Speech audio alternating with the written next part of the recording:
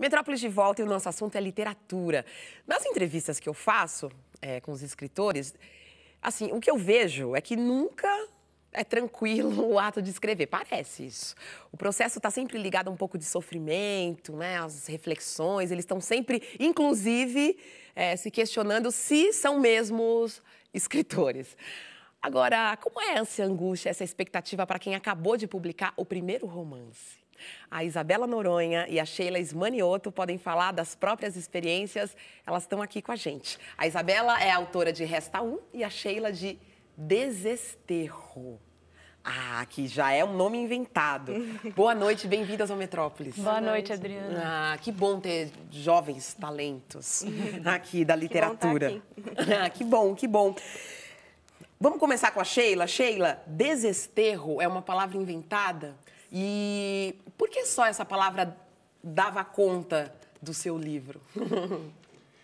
Eu acho que essa coisa da palavra inventada é bom porque quando você encontra uma palavra que você não entende, você tem que ir numa dimensão mais profunda dela para chegar no que ela significa. Não é só buscar na memória do que alguém disse ou ir no dicionário. Ninguém vai achar o que significa desesterro no dicionário. Então, eu fiz um livro, na verdade, que é para você descobrir o que significa desesterro. E que é essa relação profunda com a terra, com o feminino, essa relação profunda com as palavras, inclusive. A gente tem uma saga de mulheres no seu livro, né? Sim, sim. São mulheres muito fortes, né? São mulheres e é um universo feminino também, né? São mulheres, as mulheres são mulheres, a cidade é uma mulher, as cidades são mulheres, a terra é uma mulher. Então, nós estamos diante de diversos corpos de mulheres nesse livro. Que maravilha. A Isabela Resta Um é um romance que também tem uma personagem feminina muito forte. E é uma temática que perde a filha. Isso. Perde, na verdade, é que a filha ela é desaparecida, a filha desaparece, né? Isso. Esse tema do desaparecimento de crianças te chega como? Eu cheguei a esse tema por uma reportagem que eu fiz há mais de 10 anos. E uma reportagem que eu nunca esqueci. Eu sou jornalista. E conversei com mulheres que tinham filhos desaparecidos. E aí eu acho que a melhor definição é essa, elas têm os filhos ainda, né? Porque o desaparecimento, ele é a falta justamente de uma conclusão. Então, até isso é negado para elas, né?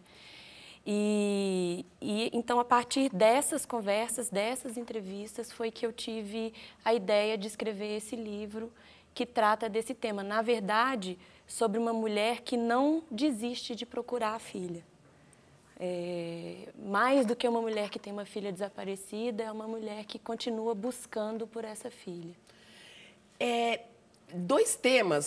No seu livro, Sheila, você falou dessas muitas mulheres, esses muitos corpos femininos, e a gente tem essas mulheres, essas protagonistas em dois momentos da história, em dois locais diferentes, né? Só para o pessoal em casa ficar com vontade de ler. Tem que ler, que os dois são ótimos, os livros. Agora, são temas, gente, e no seu, Isabela, no Resta Um, tem essa mulher e a gente entra muito na cabeça dela, né? E eu acho isso muito difícil de escrever. E o seu livro tem uma linguagem também, tem uma quebra de paradigma, tem uma linguagem oral, aí eu tô falando da Sheila também, muito impressionante. E eu tô falando tudo isso, gente, para perguntar o seguinte, onde a Adriana vai parar? Para perguntar o seguinte, que difícil que é fazer isso no primeiro romance? O quanto vocês sofreram pelas escolhas que vocês fizeram para esse primeiro romance? Você teve escolha? Para começar. Não, porque eu sinto como se eu não tive escolha. Não teve escolha? Não tive escolha. Eu tinha que escrever esse livro, assim. Então, eu fui nele. Essa coisa que você falou dos corpos, essa coisa do ritmo, tudo pra mim veio de uma ideia que era escrever um livro que a gente lesse com corpo, sabe? Que a gente lesse... Quando você lê um bom romance suspense, por exemplo, você lê assim, né? Você não é assim... Sério, ninguém mantém a postura diante de um bom livro. E eu queria um livro que tirasse a postura das pessoas. Você queria deixar a gente desconcertado. Exatamente. Então, e aí, quanto a isso, eu não tive escolha, assim, porque foram uma espécie de exigências que eu tinha que escrever essa história, eu tinha que escrever sobre essas mulheres. E por isso que eu pergunto, você teve escolha? Não, eu acho que eu vou na linha da Sheila. Eu acho que uma vez que eu escolhi o tema, ele foi me pedindo e aí eu acho que eu não tinha, era pegar ou largar, na verdade, entregar ou largar. Então, acho que eu vou na linha dela. Eu também sinto, eu não tive escolha. E a opção pelo mergulho, né, no coração, mais do que na cabeça, acho que dessa mulher, com certeza, assim, foi um exercício de empatia bastante sofrido. Mas, assim, por outro lado também, eu não acho que a gente faz literatura de outra forma, né? Falando acho que não dá para ficar no meio do caminho, não dá para... Não dá. Se a gente quer fazer um livro que contagie o leitor, a gente precisa ser contagiado por ele. Isso. É uma coisa, parece simples, mas é isso. Agora tem duas coisas aí. O tema pegou, o que vocês tinham que falar e os recursos que a gente tem para falar sobre isso, né? Isso que a gente busca, né? E que você busca para falar sobre isso. O processo, escrever esse livro para vocês duas. Foi também tão doloroso ou tão difícil quanto os depoimentos que eu tenho de outros escritores? Eu acho que sempre, né? Acho que a Clarice que fala que escrever é quebrar pedra e eu concordo plenamente, assim. Eu tive que... escrever Desesterro foi o que fez eu me tornar quem eu sou agora. Então, toda a transformação que eu tive nos últimos 4 anos agora, tudo passou pelas buscas que eu fiz e pelas escolhas que eu fiz na minha vida, tudo na direção de escrever esse livro, assim. Então, muita estrada. Você não é capaz de escrever mesmo, assim. São processos que demoram 3, 4 anos, mais ou menos, esses processos desses livros, né? Eu demorei mais ou menos isso. E eu acho que o processo da escrita, acho que existe essa ideia, e é em parte verdade, é muito solitário, mas eu conversei com muita gente, eu acho que eu tive muitas pessoas que me ajudaram na caminhada, às vezes direta e indiretamente. Então, eu assisti eu tinha a minha memória da minha conversa com essas mulheres, eu busquei na internet assistir depoimentos delas, isso tem aos montes, e conversei sobre a matemática. Eu tive uma ajuda de uma professora aqui de São Paulo e também do professor Flávio, que à época era diretor do Instituto de Matemática da USP e que também é escritor. Então foi um encontro muito legal. Tem esse mergulho, né? Eu acho que essa pesquisa assim, é como se fosse uma preparação para uma oferenda, porque o livro tem um caráter de oferenda, né? Você devolve para o mundo,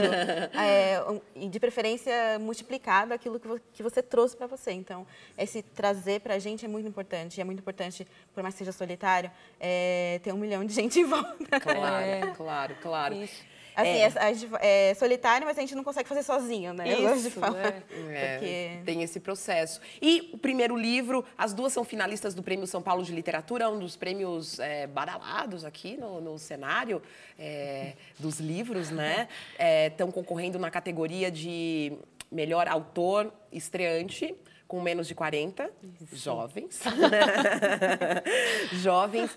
E viver de literatura é um sonho para vocês? Ou isso aqui é uma vírgula num trabalho maior? Vocês querem ser professoras? Você quer ser uma jornalista? A carreira de jornalista é mais importante que a da literatura? Viver de literatura é um sonho? Acho que para mim é um projeto, é um desejo muito grande. E assim, e ter o tempo, né, para poder me dedicar ao próximo livro, aos próximos livros e as coisas que são relativas a isso, com certeza é um desejo muito grande e o prêmio ajuda bastante nisso, né? Eu ganhei uma bolsa agora do Rumos e Tal Cultural, então próximo ano, o próximo livro está coberto nesse sentido. Então, muito bom. E, ao mesmo tempo, eu acho que, independentemente disso, a literatura é um projeto de vida. Assim, quem resolve escrever não vai escrever... Não é que nem futebol, que você joga os finais de semana e tudo bem. É uma coisa que você vive aquilo. Então, eu tenho uns trabalhos, as pessoas me perguntam, mas você faz umas coisas em vídeo também? Claro. Não, eu faço literatura. Eu boto literatura em tudo que vier na minha frente. Se parar do meu lado, eu boto literatura. Como literatura. Não, do jeito que a gente dá. Né? Que ótimo.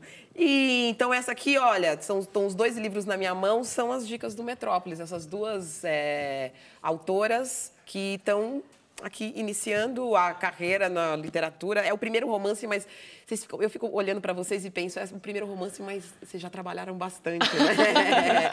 E muito obrigada pela presença de vocês aqui. Boa sorte. Obrigada, Adriana. Obrigada. Foi um prazer.